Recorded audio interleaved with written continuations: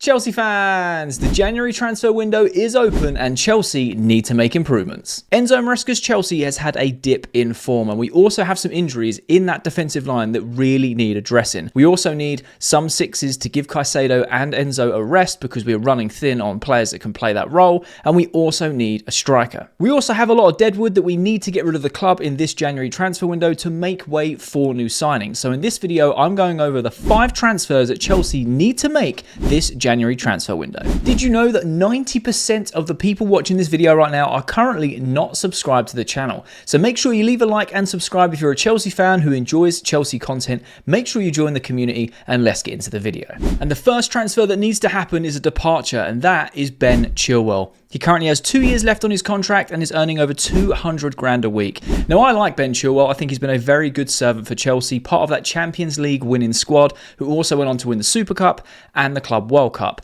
However, he's played 1 game under Enzo Maresca in the last 6 months. And as a stock, as I don't really like to refer to players as stocks, he is depreciating. We're paying him a lot of money for someone who doesn't fit the system and can't get into the squad. Enzo Maresca and Chilwell, there may be something going on behind the scenes. I don't know anything about that. All I do know is he's not playing for Chelsea. Now, at the end of the summer transfer window, Manchester United were interested in picking up Ben Chilwell.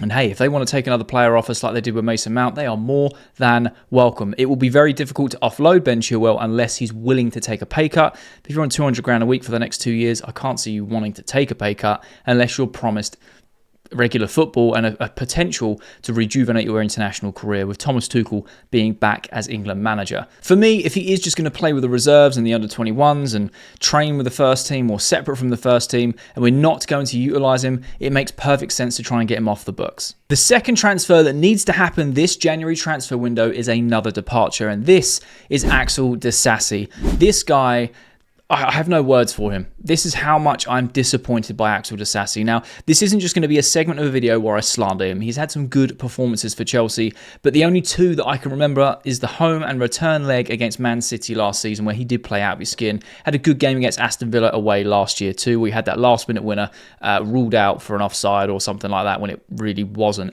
Other than that, I find that Axel Disasi is a liability because he is a centre-back that gets played at right-back. The guy, I've seen milk turn quicker than this guy. He gets caught out all the time and he gives opposition teams assists. Just look at the Ipswich game for both of those goals. He was caught out of position and he literally passed Ipswich the ball, which led to the goal. The guy just isn't Chelsea standard, and I don't want to say that in a harsh way. I want to be honest and real with you. I like Disasi. If you put a Chelsea shirt on and you fight for the badge, I will back you till the cows come home. But unfortunately, my time has run out for Axel Disasi. He did okay last season, very inconsistent. When he plays well, he's amazing. It's just not as often as we need him to be. And I feel like in this January transfer window, if we have an opportunity to offload him, we are 100% should. The recent rumours are there is a lot of Serie A teams that are actually interested in Axel Disasi. So if we can offload him in this January transfer window, that does leave an opening for us to potentially bring in another centre-back. The third transfer that needs to happen this January transfer window is another outgoing, and that is Benoit Badiashile. This guy has been a roller coaster for me. I've hated him, I've loved him, I've hated him again. This guy looked incredible when we first signed him, looked like a Rolls-Royce defender, and then he got injured, 6 or 7 games in, and he has never come back to that first sort of purple patch that he played in a Chelsea shirt. Again, he's had some horrendous mistakes. He has been caught out time and time again. He's also had some incredible games. And even this season, when he's come off the bench and slotted in with Levi Colwill at the back, against Liverpool, he had a fantastic game, and a few others where he's actually played very, very well. So I am starting to be won back a little bit by Benoit Badiashile. However, if the opportunity arises where we can offload him and get some money back, maybe potentially make a little bit of profit, which would be very hard with Benoit Badiashile, then we should take that route because, again, it opens up more options to bring in newer defenders, better defenders, now that the squad is gelling more and we have more of a vision of where we want to go. There can be an argument made to keep Benoit Badiashile, but for me personally, I've made this very public on this YouTube channel and on my TikTok account. I'm very critical of Benoit Badiashile because I don't think he is Chelsea quality. I give him his flowers when it is due. Just like Robert Sanchez, just like any other player, I'm always fair in the good and the bad, but Chelsea look to offload him, I would not be sad. The fourth transfer that needs to happen in the January transfer market for Chelsea is in fact an incoming transfer, and that is recalling Trevoh Chalobah from his current loan deal at Crystal Palace. This would be amazing. It would be free. we could solve our centre-back issues, not entirely, not completely, but we can fix that massive hole that he can fill. He can play at right back when needed, in part of a back three. He could play as a out-and-out centre-back. He also gives the rotation of Josh Ashimpong, and with the injuries of Fofana and Badiashile right now, we massively need a centre-back, and recalling Trevoh would be free for us. There may be some sort of little clauses in the contract that we pay a little bit of compensation for Palace because it wasn't for the whole year. I don't know the ins and outs of that, but that would be free for us. Recall him from his loan deal. In my opinion, we shouldn't have loaned him out in the first place. The one bitter taste I still have in my mouth is the way that the club treated Trevoh Chalobah in the summer transfer window, because he's been a very loyal servant and he's won the Champions League and all these trophies with us. And look at how the last season has gone, and even the start of this season when we loaned him out to Palace. He's played very well at Palace alongside Mark Gahey, and he's got some goal contributions from centre-back. He's been solid. He's not been amazing. He's not been like, the one of the best centre-backs in the league. No, but he's been a lot better than our centre-backs currently in the Premier League. When you talk about Fofana having mistakes, Chilwell making some mistakes and having some poor games, Badiashile and Disasi, he's just a better pick than those. And I think having a partnership of Levi Colwill and Fofana, when Fofana's not there, having someone like Trevoh Chalobah in there, even Josh Ashimpong getting more games. We don't want to rely heavily on an 18-year-old. It's a lot of pressure for him. But that rotation makes me feel a lot more comfortable at the back. And especially if Trevoh needs to play on that right back to then invert into the back three. Again, he's played that role under Thomas Tuchel and he plays it well. I'm not saying he is a perfect player. He has made mistakes in the past where it's given away penalties or being caught out of possession. But again, we're going back a few seasons where he was adapting to a new system, and overall his season was good. They're just little moments, right? So if we was to recall him from Crystal Palace, I think it would solve a massive issue and it would cost us nothing. And before we get into the fifth and final transfer that Chelsea need to make this January transfer window, I have some honourable mentions. And the first honourable mention is recalling Andrey Santos. This guy has had a fantastic time over at Strasbourg and one of the best players in Ligue 1.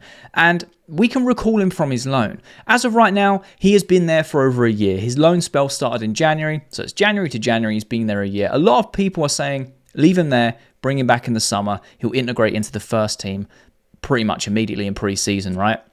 And I hear that argument. You don't want to stunt his growth. However, he's been there a year, he's developed, and he is fully ready to walk straight into this Chelsea team. And what an addition he would be.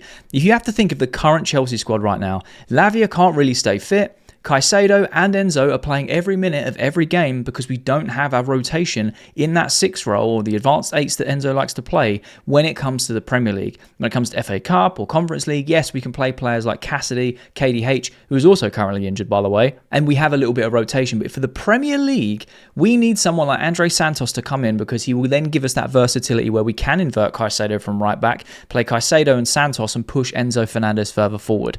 Or you could just have that partnership where Caicedo or Enzo Fernandez is benched to have a bit of rest and Andrey Santos can replace one of them in them 6 roles. I think it makes a lot of sense because, again, it's free to recall him. We haven't got to send him back out on loan again. And I feel like he's developed enough at Strasbourg in this year to warrant him playing in a Chelsea team for the Premier League. And the second honourable mention is Mark Gahey from Crystal Palace. And the reason this is an honourable mention and not part of the 5 that we need to get right now is because it's going to cost us between 60 and 70 million. There is a caveat to that. We do have a sell-on clause because we'd be re-signing our own player.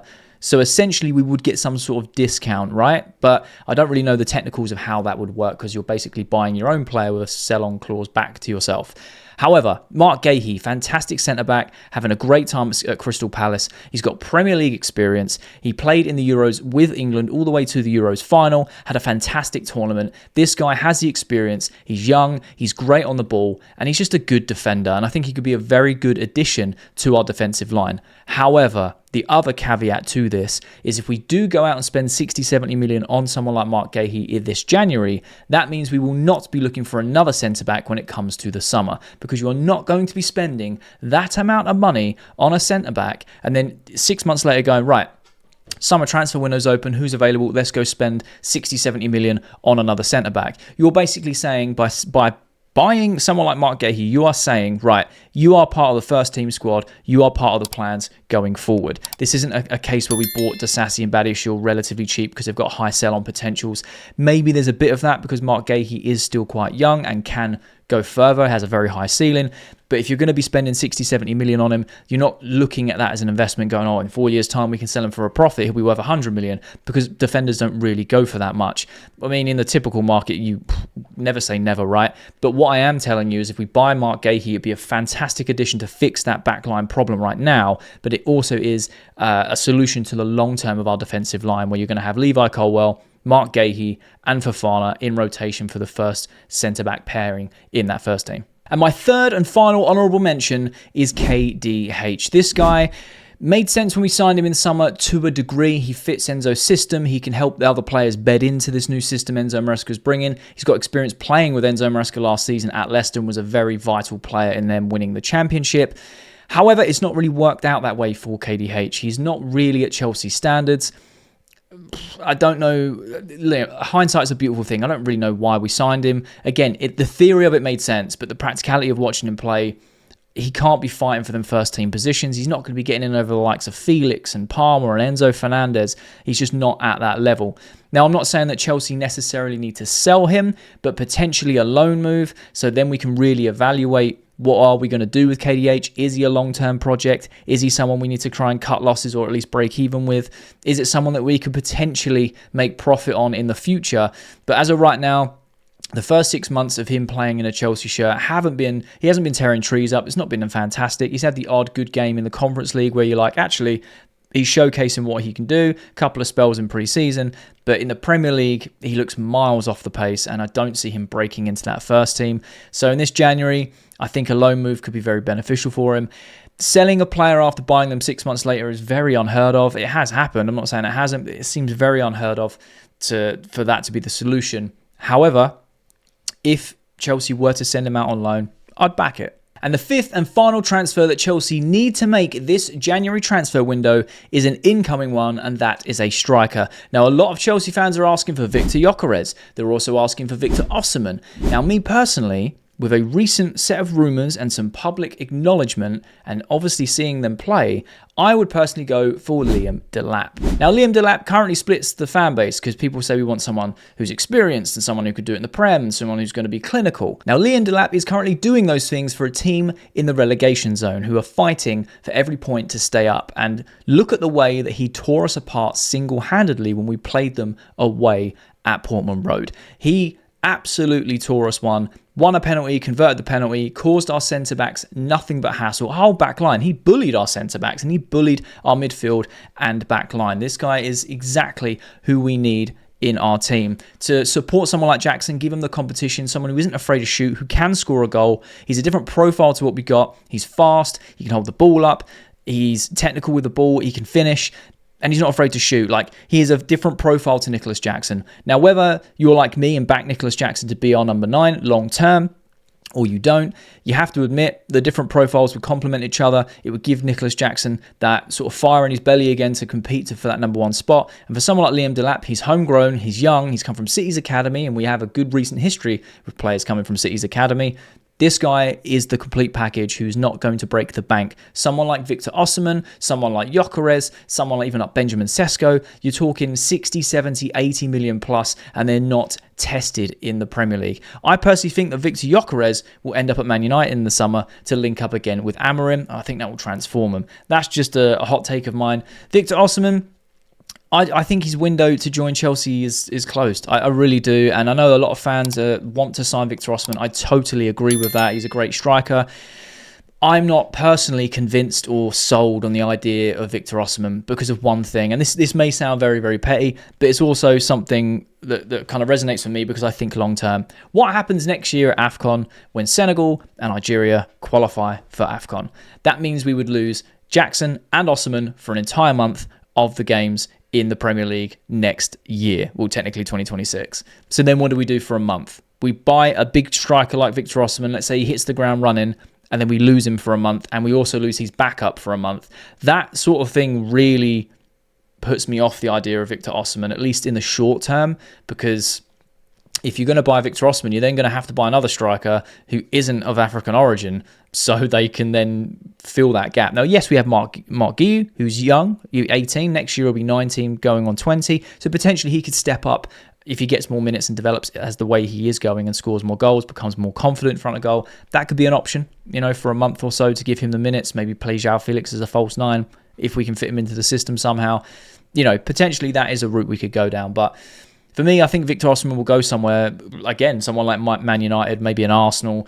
I think he's more suited to their football, and I think they're willing to pay the money, and Chelsea just aren't willing to pay what he is demanding, personally. But I know a lot of fans want Osimhen or Gyökeres or even Benjamin Sesko.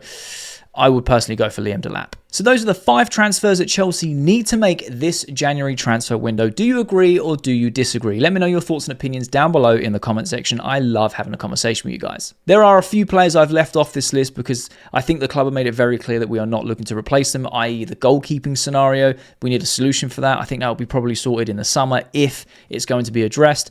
It looks like we're going to stick with Sanchez and Jorgensen and kind of see what happens. But hey, there are more players that we could get rid of and bring in. But if you have made it this far to the end of the video, there'll be a thumbnail that pops up on the screen. So if you are a Chelsea fan who enjoys Chelsea content, make sure you click that thumbnail because you'll enjoy that video too.